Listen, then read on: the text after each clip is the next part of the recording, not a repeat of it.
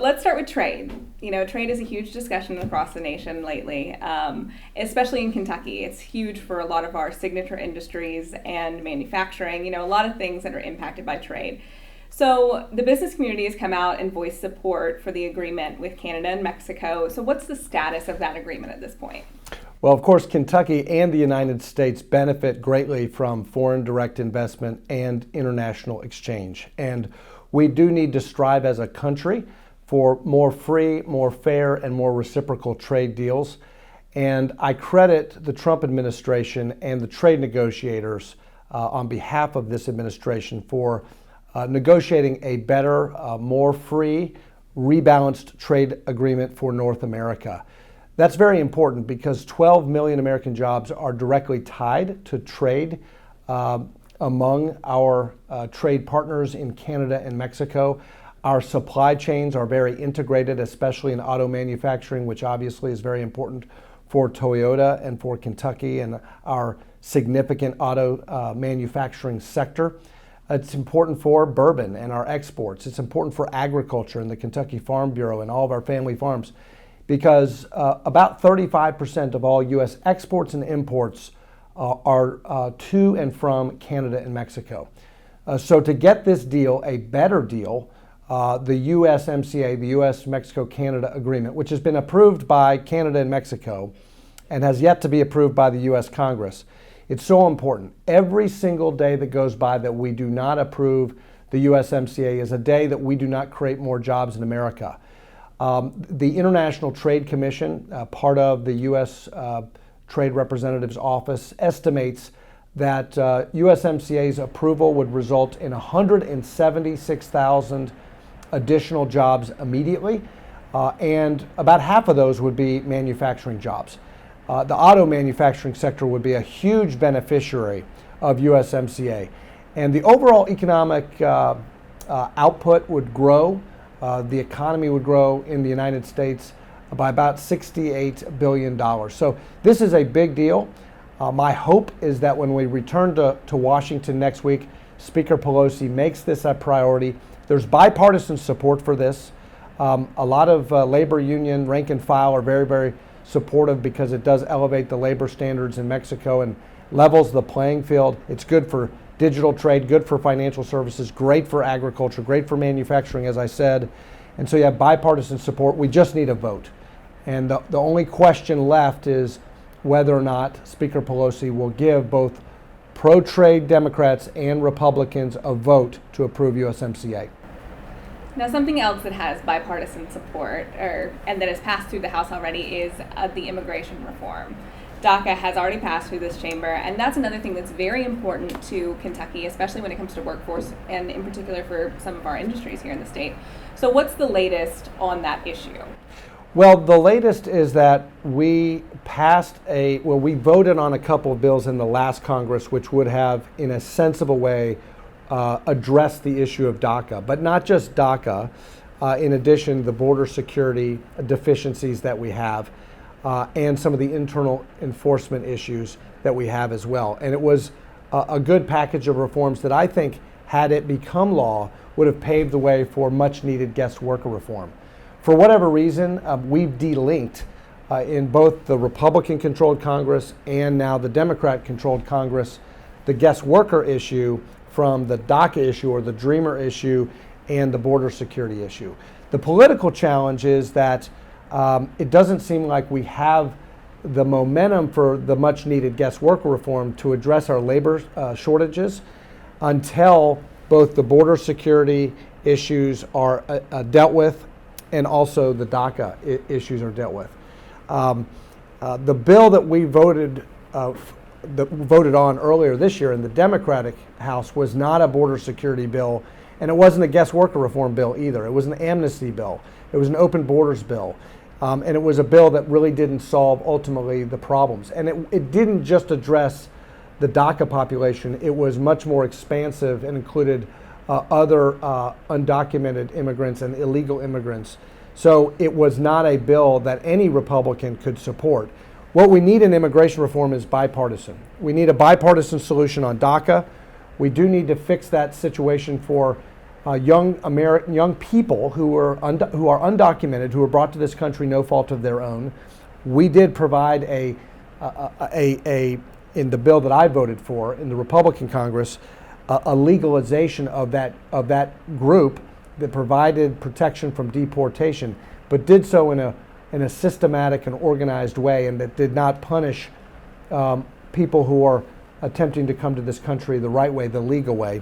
And at the same time, we married that reform with much needed border security. And I am very, very adamant that border security measures, common sense infrastructure, technology, more Border Patrol agents to address the humanitarian crisis at the southern border, to address the problem with drugs flowing into our country, which is contributing to the opioid epidemic and hurting our workforce development opportunities.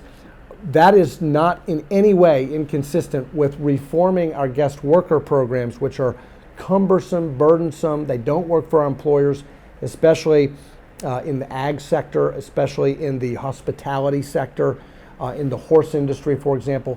We can do both. We should fix all of these things, and I've been pushing for that.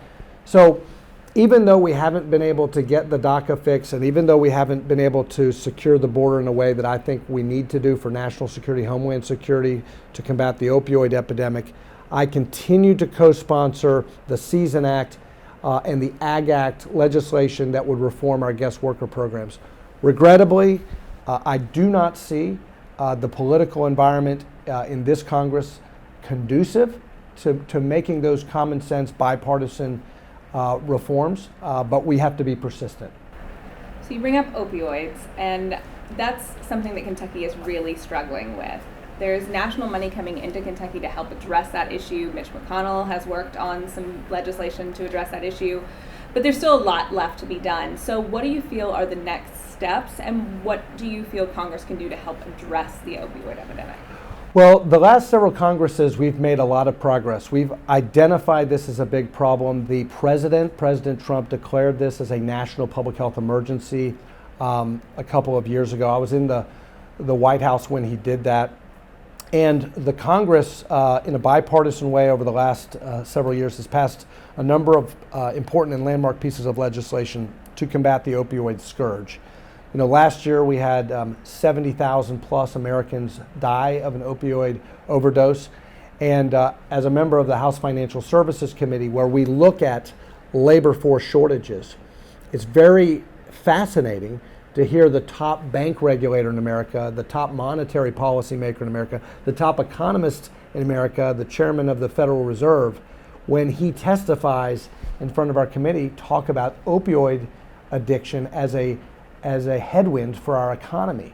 That's really saying something, how significant this problem is. And it's really sidelining a whole generation of American workers. So this is connected to the workforce development issues that we face in this country. It's not a one-dimensional challenge.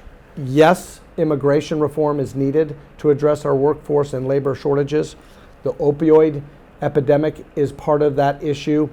The skills gap and the need for more career and technical education is part of that issue, and welfare reform as well, so that we're not discouraging or disincentivizing able-bodied, work-capable adults from moving into the labor market. You know, we had another jobs report just this morning, modest job growth, very fast wage growth because of the tight labor market. But one thing that may be holding back the job numbers and the employment numbers is the fact that employers can't find workers. And that's certainly something that I hear consistently as I travel around the 6th Congressional District. Manufacturers, agricultural businesses, the employer community is desperate for workers. And all of those things, ranging from the opioid addiction issues, immigration, the lack of immigration reform and guest worker reform, the skills gap, the fact that the government is paying able-bodied people to not work, all of that is contributing to the labor shortages. We passed the 21st Century Cures Act. We passed the Comprehensive Addiction and Recovery Act. And in the last Congress, we passed a very sweeping and significant piece of legislation called the Support Patients and Communities Act. And I reread that bill because it was such an important bill I just reread it this summer, and there are so many terrific new programs that are authorized in that legislation that was signed into law just last year that focus additional resources on innovative treatment and recovery programs. You mentioned Senator McConnell's bill, the Career Act. I introduced the companion in the House. I'm very proud of that legislation because it addresses a need in our fight against the addiction crisis, and that's to provide more resources for transitional housing and job training for people who are in recovery. And now we have to fund it, and we're in the middle of the appropriations process. I'm confident because this is a bill that Senator McConnell rightly deserves credit for. He's going to make sure that the Senate appropriates the funds for it. Last year, we appropriated $4 billion to combat the opioid epidemic. The Career Act is going to directly benefit Kentucky. We need transitional housing for addiction recovery. And you're seeing some of those federal dollars come back to Kentucky. The University of Kentucky recently received an $87 million healing grant. The purpose of that grant, we certainly supported that grant for UK. The goal of that grant is to reduce opioid overdose deaths by 40% within 3 years. That's a very ambitious goal, but UK is doing some great work, and they're harnessing all of the wonderful not-for-profit and faith-based organizations in central and eastern Kentucky that are delivering those recovery services. And part of the recovery is, of course, job training. And that's why I'm so excited about the Career Act, because there's a WIOA component to that, a workforce job training component to that. And I think part of recovery is getting second chance workers an opportunity to have a steady paycheck and go back and get that self-esteem with a job that allows them to achieve their potential. So very excited about the progress we're making on the opioid epidemic. Something that President Trump has also made a top priority is infrastructure investment. That is something, the gas tax hasn't been raised in quite some time, and it is an issue that has bipartisan support at the national level and here in Kentucky. So do you feel that Congress can pass a substantial infrastructure investment package? Infrastructure is also one of those desperately needed policy reforms in Washington. You're right. We have not adjusted the motor fuels tax since 1993. And so the actual value of that tax has eroded in terms of not being adjusted for inflation. And the result is that the Highway Trust Fund is in deficit every year. We have to raid from some other source in order to just maintain. And if you think about it, we haven't invested in a heroic way in the U.S. infrastructure in 70 years since the Eisenhower Interstate Highway System was constructed. So it's been more than several generations since we've actually made a heroic investment in America's infrastructure, and it's negatively impacting America's competitiveness. We need workers to rebuild the country, so there's a nexus to the workforce issues. I am hopeful that we can still push forward on this. The president is a builder. He made this as this is a signature pledge of his administration. We haven't been able to get there yet, but we're not giving up. I am a member of a bipartisan working group. My Democrat colleague, and I co-chair that with Congressman Derek Kilmer, who's a pragmatic but left of center member from Washington State. He's a classmate of mine. He's a very smart guy, good guy to work with, and we lead a group of about 24 members of Congress from both sides of the aisle. We're not necessarily moderates. There's conservatives, there's moderates, and there's liberals in this group, but we have an overlapping interest to get a big infrastructure deal done. We are preparing right now and putting the finishing touches on a letter, bipartisan letter to leadership in both our party and in the Democratic Party. It's going to go to Leader McCarthy and Speaker Pelosi. And we've come to agree on some principles. One of the principles is we need to, in order to pay for infrastructure, we need regulatory reform. The permitting process, we need a streamlined permitting. We need a lead agency so that there's not a duplication and redundancy in all of the agencies, and we need deadlines. and timetables on when construction permits are approved. Time is money. And so regulatory and permit streamlining and streamlining that very cumbersome NEPA process is very, very important in terms of cost-effective investment in infrastructure. Secondly, when we look at the revenue side of the ledger, we think we should leverage a modernization of the fuels tax with public-private partnerships and state and local investments, so that we're not just asking the motoring public or the commuting public just to foot the bill entirely on their own through higher taxes, which is a burden, particularly on rural states like Kentucky, but also tap into that vast network of private capital that is waiting to be deployed in this country. As a member of the House Financial Services Committee, when I travel to the financial capitals of this country, New York, Chicago, Miami, Los Angeles, Atlanta, and when you talk to insurance companies or pension funds or asset managers or banks, non-bank financial institutions, hedge funds and private equity firms, there is a huge appetite to deploy literally trillions of dollars of capital to rebuild this country. And so I think if we invest more public tax dollars into infrastructure, we should leverage that and say we will deploy this public sector capital if the states and localities take advantage of the private sector capital that's waiting out there. And then we can certainly rebuild the country in a much more robust way. And then the final point is this workforce issue. I think some of the revenues that we generate should be dedicated to building up a construction trades, building trades workforce that's capable of rebuilding the country. And it's not just roads and bridges. It's roads, it's bridges, it's a broadband infrastructure. We need rural broadband investment because that's the highway of the 21st, 22nd centuries. And then we need ports, we need airports. There's a lot to this. But all of this should be focused on two things: safety, enhancing safety, because we know that a crumbling infrastructure is causing a lot of unnecessary and deadly accidents.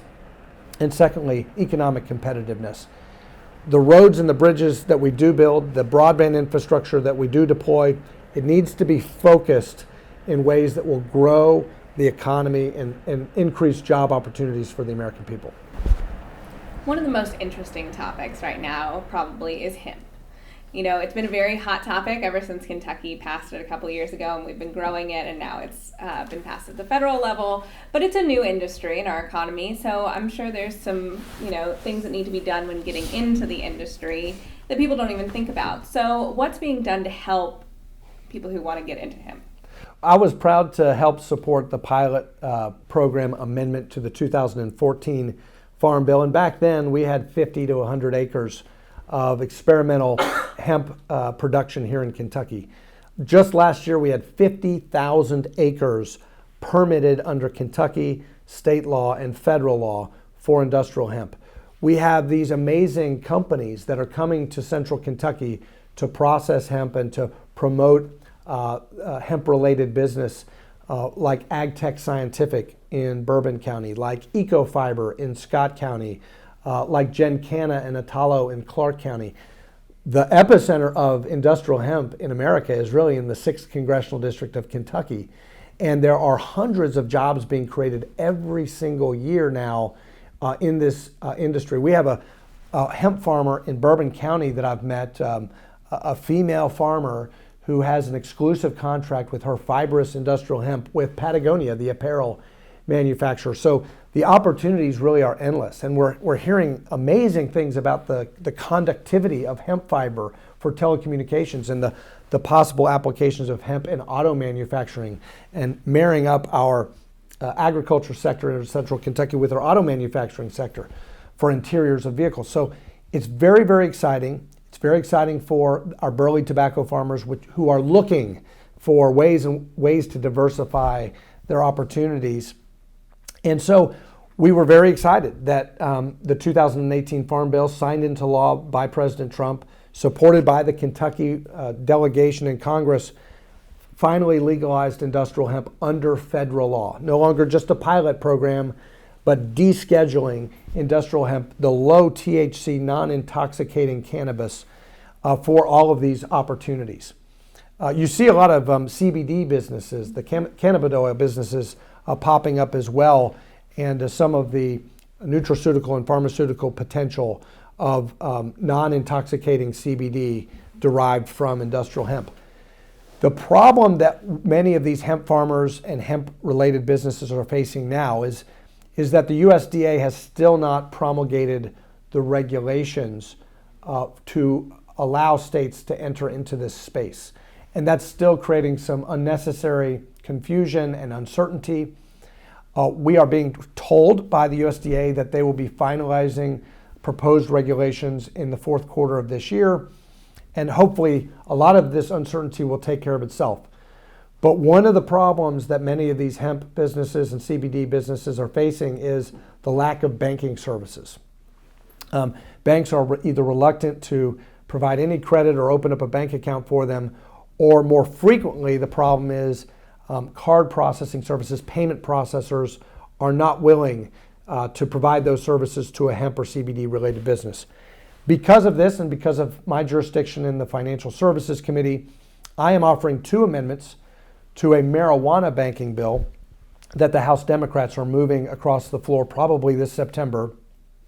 I'm working with Congressman Barr, a Democrat from Colorado, who's not trying to legalize marijuana, but what he is trying to do is that in states that have legalized marijuana, like his home state of Colorado, he wants those businesses that right now operate in only cash to have access to banking services. And of course have law enforcement and FinCEN and Treasury be able to track those deposits and follow the money with those businesses as well. I have proposed 2 amendments. Mr. Perlmutter is working with me on those amendments that would provide the same banking safe harbor for industrial hemp, but not require the same level of suspicious activity reports because, of course, hemp, unlike marijuana, is legal under federal law.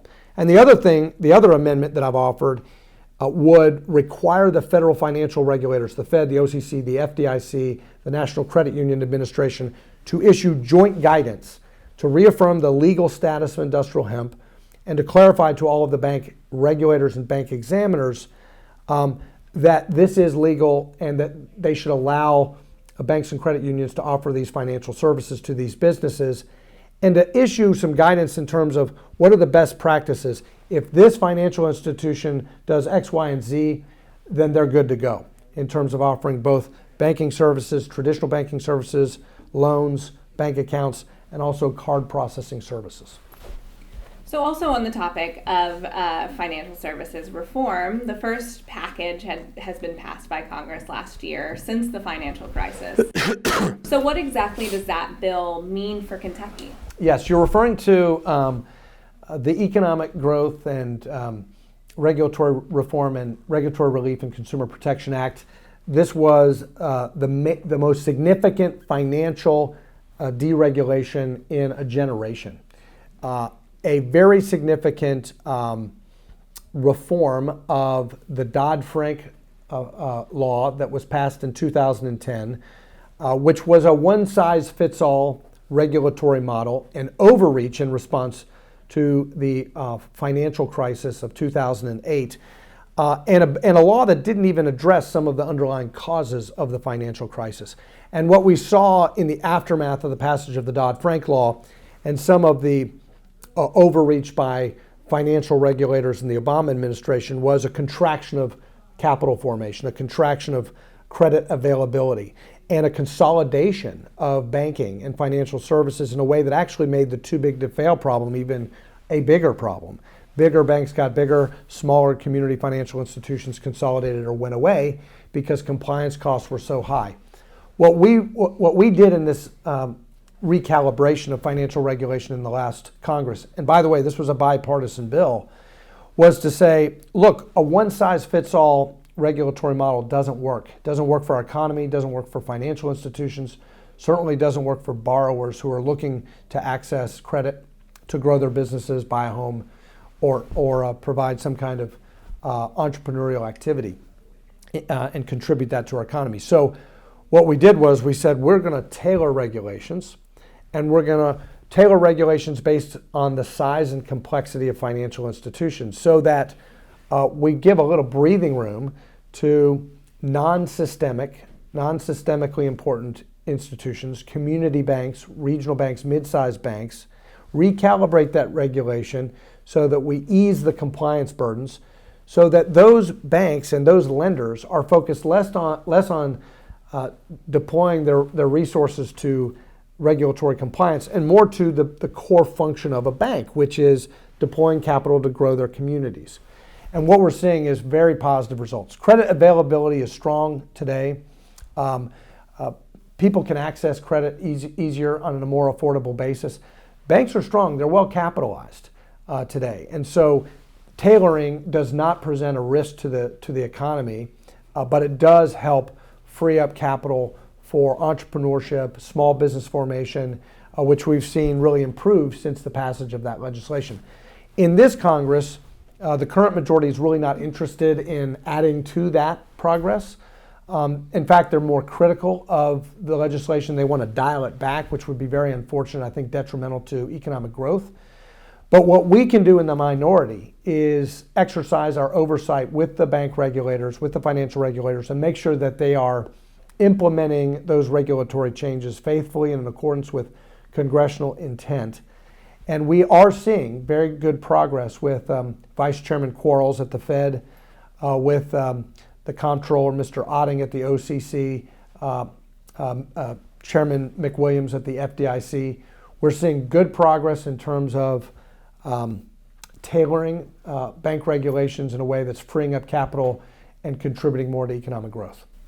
Speaking of economic growth, the economy has been very good recently, and unemployment is down. So, but there are people who say a recession is coming, and people are a little concerned. So, what is Congress doing to ensure that this growth and success continues? And how are you trying to make sure that it impacts all Americans and not just larger businesses or what have you? That's a good question, and we are obviously watching very closely the economic numbers. We are in a historic phase of an economic expansion like we've never seen before. This is the longest economic expansion in American history, and so we're in uncharted territory. And so we're obviously watching the trends. The United States economy is really a bright spot. We listen to economists, we listen to the chairman of the Fed, we listen to top economists and business leaders about what's going on. And you're right, job growth is strong, unemployment is low, wage growth is faster. We have the lowest unemployment in 50 years. This morning's jobs report was modest job growth, but it was very positive to see the wage growth continue and labor participation tick up, which is often a more meaningful number than the unemployment number. So the U.S. economy still is doing well. We're really only about 1% away from an all-time high in the Dow. The financial markets have been somewhat volatile because of some trade uncertainty and slowdown in global growth, Brexit and other external issues and factors outside of the U.S. domestic economy. But overall, the financial markets are very, very strong. Investors still have a lot of confidence in where this economy is heading.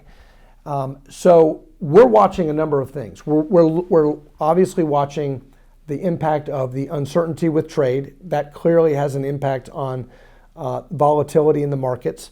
That's why passage of the USMCA is so critical. A deal with China is a more challenging and less foreseeable. But if we get USMCA done, I think that gives our trade negotiators a lot more leverage with China, and it gives us more leverage with the EU as well.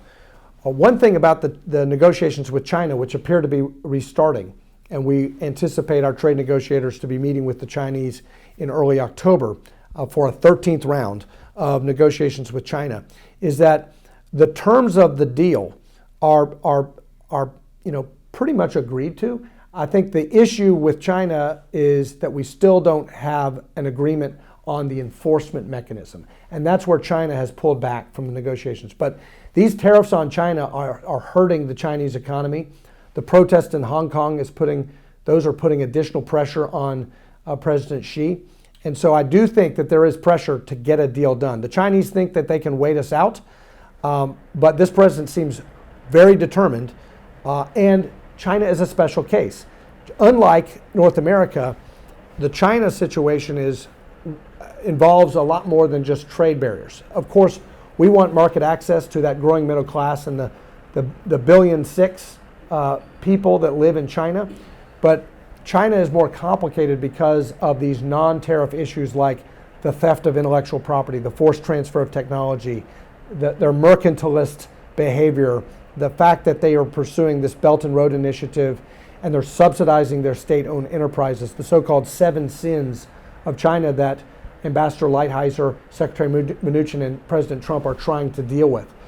So USMCA would be very, very positive for the economy, for economic certainty, and it would give our negotiators greater leverage to get a deal with China. If we can resolve these trade issues, the economy will take off. I feel very, very strong. I mean, some economists say that if we got a deal with China and passed the USMCA, the Dow would soar another 5,000 points. That's saying a lot. The other thing that we're looking at, obviously, with respect to the economy and the economic outlook is monetary policy. You've heard the president very critical of Fed policy.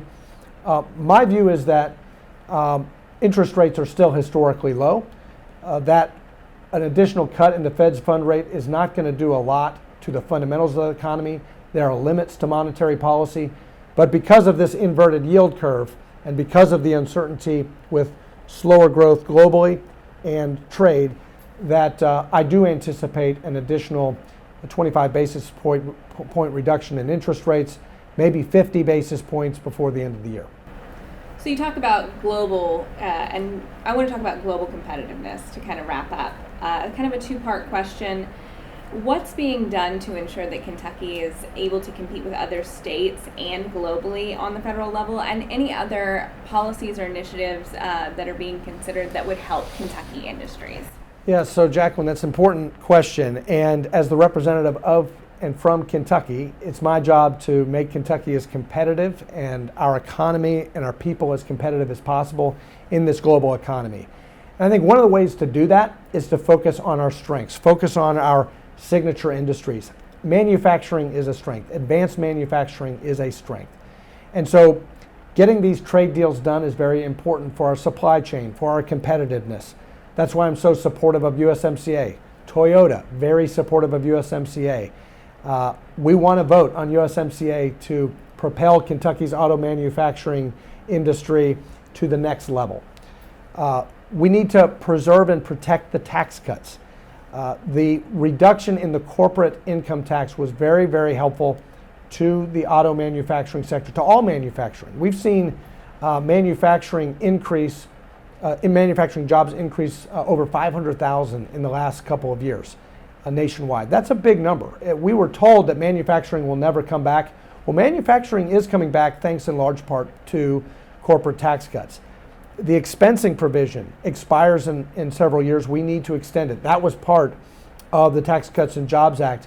And that really, for at least 1 year, spurred capital expenditures. CapEx is down this year, primarily because of the uncertainty with trade. But tax cuts is helping with manufacturing. So taxes and trade, very important in advocating for our manufacturing sector. With respect to agriculture, we just talked about industrial hemp. We're working on industrial hemp from a banking standpoint. We also know that our signature industry in agriculture is horses. And I'm the co-chairman of the Congressional Horse Caucus. There's a couple of initiatives that I'm working on to advocate for those jobs. It's a $4 to $5 billion impact industry in Kentucky alone.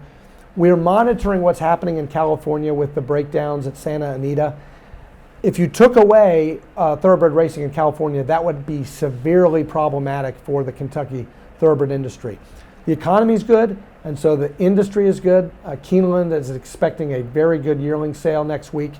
I was just talking to some of the Keeneland executives last night about that. That's largely because of the strong economy, and also the tax cuts. The tax cuts have helped improve liquidity, and that obviously helps the purchase of racing and breeding stock. And one of the provisions that I was able to include in the Tax Cuts and Jobs Act was the Racehorse Expensing Act. So now if you buy a yearling at the Keeneland sale, you can write off that investment in year one.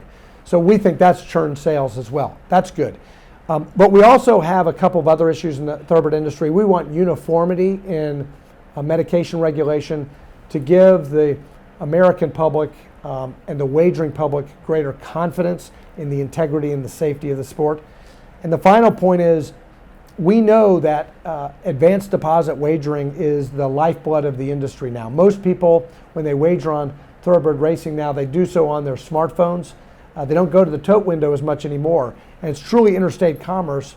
There's an opinion, some guidance from the Department of Justice reinterpreting the Wire Act that is creating some problems with advanced deposit wagering platforms and the willingness with which financial institutions process those transactions.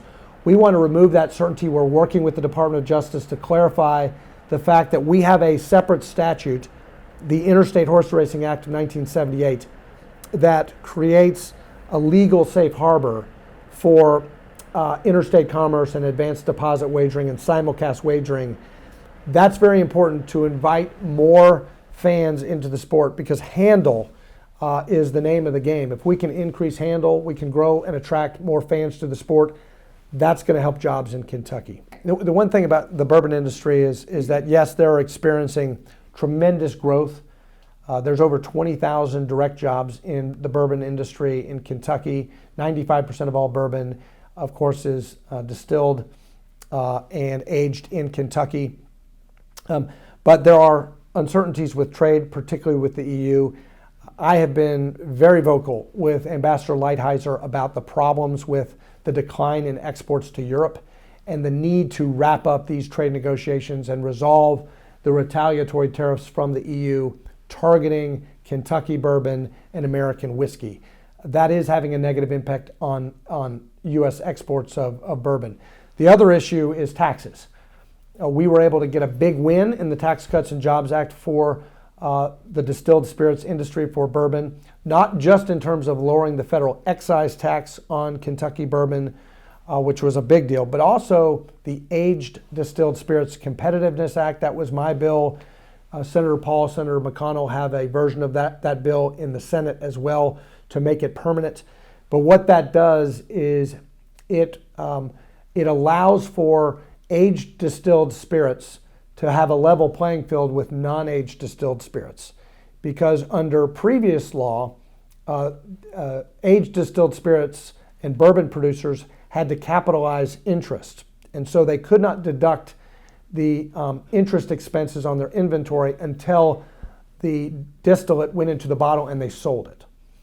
That's akin to not allowing a homeowner to deduct the interest on their mortgage until they sell their home.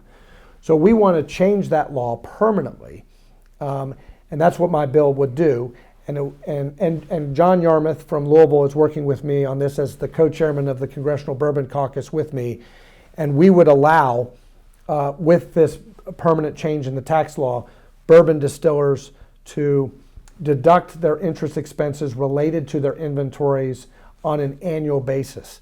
And that would level the playing field with non-aged distilled spirits, so that bourbon and whiskey and other aged distilled spirits could be competitive in the marketplace.